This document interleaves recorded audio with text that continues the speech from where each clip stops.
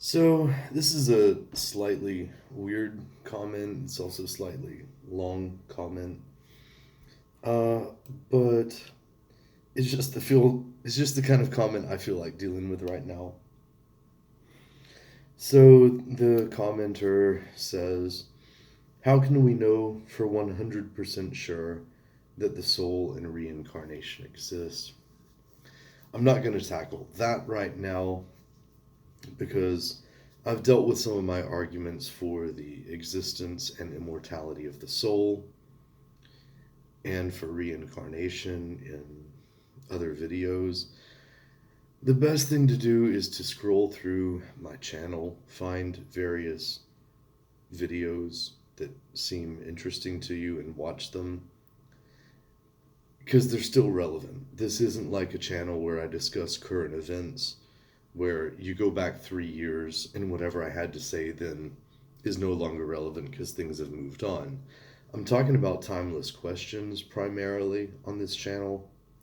So you look at the first video, the first several videos I've ever made, like at the start of this channel, they are just as relevant as the most recent video I published. So go back and watch some of those.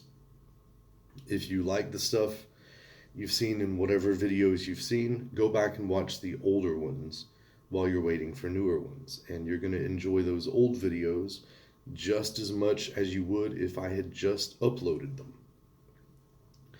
So it goes on. You said the soul and the body mirror each other. Now, this actually means the soul is actually deterministic. What I mean by that is that maybe in my past life. Hold on, let me stop there already. No, I'm saying the opposite of that. If the soul and the body mirror each other, right? So if a soul requires a body which is an appropriate vessel for it, like let's say a soul has certain defects, I think that will be paralleled in the body that it incarnates into. Um, if, for example, an example I gave before was, let's say a particular body is prone to alcohol addiction, then maybe the soul is still mastering the virtue of temperance. Um, does that make sense? Or, so he brings up violence. Uh, if in my past life I was violent and used to harm people, then I reincarnate again into a new body with a gene that disposed me into violence. Now, if that was the case, then I really don't have a free will because how can I stop this violent nature or gene in me? Well, there's a couple things there. I don't know if there is a gene necessarily that predisposes people toward violence.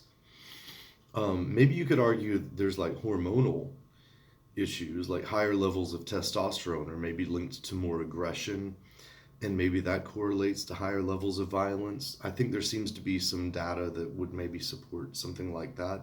But let's just take that at face value and let's just say that's the case. So let's say, like, genetically, in your DNA somehow, your body is predisposed to be more aggressive, more violent. Does that mean you have no choice? No, I don't think it means that. Um,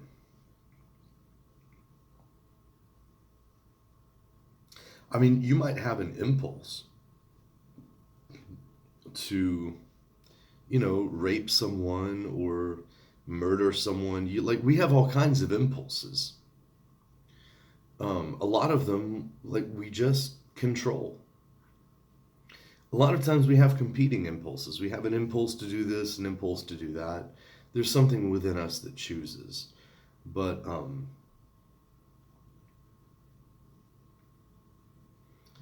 so no, I mean just because you are born into a body that has certain impulses doesn't negate your free will.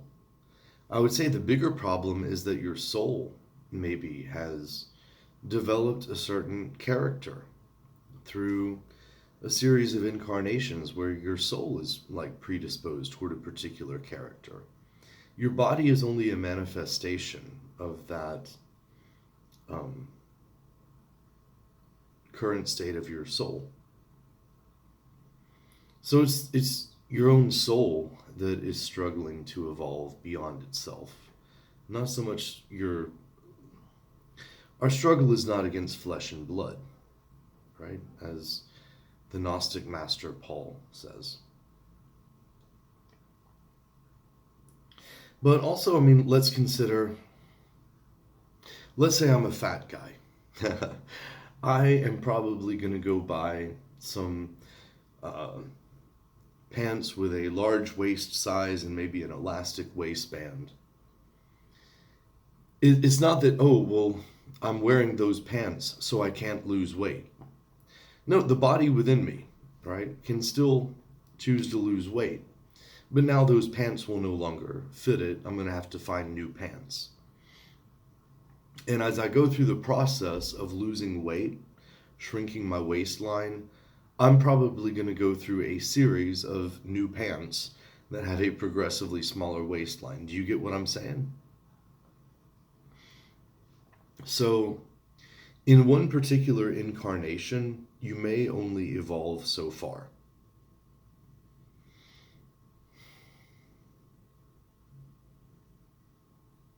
You can't put new wine in old wineskin, as Jesus says. So,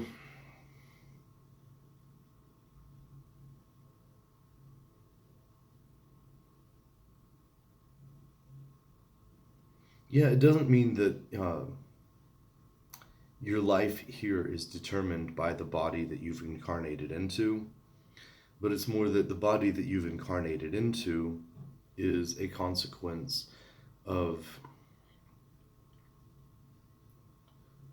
the karma accumulated by your soul through a series of previous incarnations. This is the current manifestation of your karma, I guess you could say. Your karma is a dynamic thing. So, depending on what you do in this life, you know, the choices you make, whether you cultivate virtue or continue to, you know, give in to vice, your soul either becomes more pure or more polluted. And your next incarnation, you'll be born into a body that is either more pure or more polluted, right? That is kind of my view. I know this is kind of a tricky thing. I mean, even just, he starts out by saying, how can we know 100% for sure that the soul and reincarnation exist? Look, a lot of people are not even going to be persuaded by some of my arguments, even though I think I've made some pretty good ones, that the soul exists and is immortal, and that the soul reincarnates, and that the cycle of reincarnation is teleological. So, considering how difficult it is to even firmly establish that, I think it may be a waste of time, like trying to go too far beyond that into exactly how, like, these cycles of reincarnation work, how karma operates, and you know what I mean. I think it does seem to me that there is some kind of mirroring between biological and spiritual evolution. I do not claim to have a fully fleshed out system, which is 100% provable empirically and rationally, you know, to demonstrate exactly how that works or whatever. These are interesting questions that arise from some of the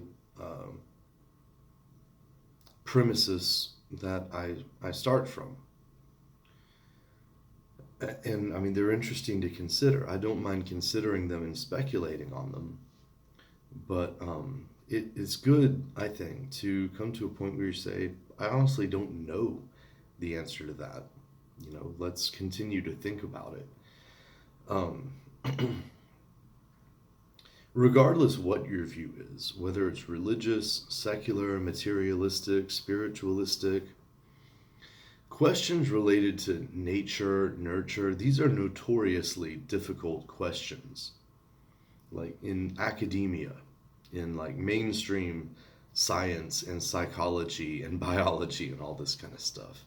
So it's not an argument against the idealist position or the esoteric or spiritualist position that we have similar difficulties in figuring out some of these complex issues. But, we're starting from a different starting point, and I believe we're starting from the correct starting point. But, I mean, we're still going to have to figure things out like this. You're always going to run into mysteries, whether you're a materialist or a religious person or, whatever. But if you're starting from the right starting point, then at least you're probably dealing with the right questions. If your foundation is flawed, your house is built on sand, whatever you build on top of it is not ultimately going to stand.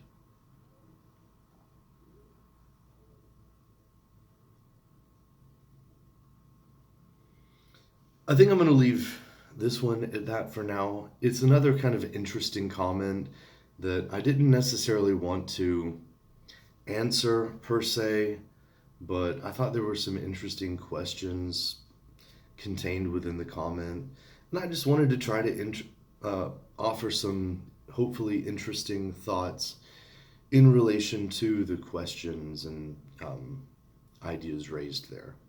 Hopefully, I've done that. Hopefully, you've enjoyed it, and I'll try to look at some other stuff and publish some more pretty soon. Because again, I'm kind of bored tonight. I'm in Louisiana in a hotel room by myself. Not too much to do except drink, and I'm trying not to do that too heavily. So, thanks for listening. Let me know what you think. Maybe I'll see some other interesting comments, and it'll spark more response videos. Peace.